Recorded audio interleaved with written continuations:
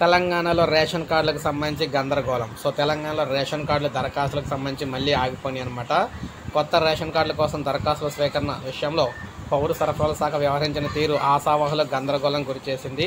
అర్హులైన ప్రజల నుంచి దరఖాస్తు స్వీకరించాలని మీసేవ డైరెక్టర్కు లేఖ రాసిన ఆ శాఖ 24 గంటలు గడవక ముందే తన నిర్ణయాన్ని మార్చుకుంది. ప్రజాపాలనలో తీసుకున్న లిఖిత పూర్వక దరఖాస్తుల పరిశీలనకే పరిమితం కావాలని నిర్ణయించింది. గత ఏడాది నిర్వహించిన ప్రజాపాలన ప్రజావాణి గ్రామ సభలో రేషన్ కార్డుదారులకు దరఖాస్తు స్వీకరించారు. తాజాగా మీసేవ డైరెక్టర్కు పౌర సరఫరాల శాఖ ఆదేశాలు అయితే జారీ చేసింది. కొత్త రేషన్ కార్డుల కోసం వచ్చే దరఖాస్తులు రాష్ట్ర వ్యాప్తంగా అన్ని మీసేవ కేంద్రాల్లో స్వీకరించాలని పేర్కొంది. ఈ మేరకు రాత్రి ఇచ్చారు. అయితే వెబ్సైట్లో ఒక ఆప్షన్ కూడా అయితే ఇచ్చారు.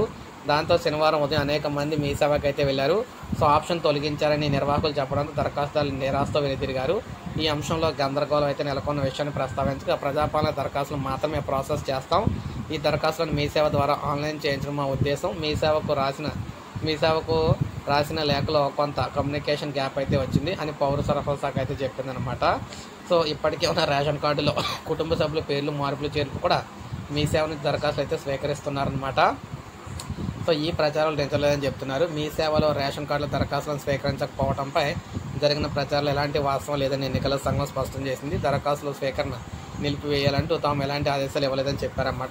ఏది ఏమైనా కొత్త రేషన్ కార్డులకు అయితే అవకాశం లేదని చెప్తున్నారు. కానీ మార్పులు చేర్లకు సంబంధించి అవకాశం అయితే ఉందని చెప్తున్నారు.